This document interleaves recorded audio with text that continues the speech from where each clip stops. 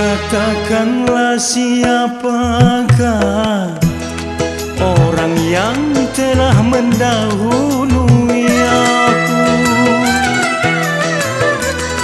Katakanlah siapakah orang yang telah mendahului aku. Andainya kau katakan sebelum perkawinan, tak akan menjadi rasa penyesalan. Malam pertama ku tambahkan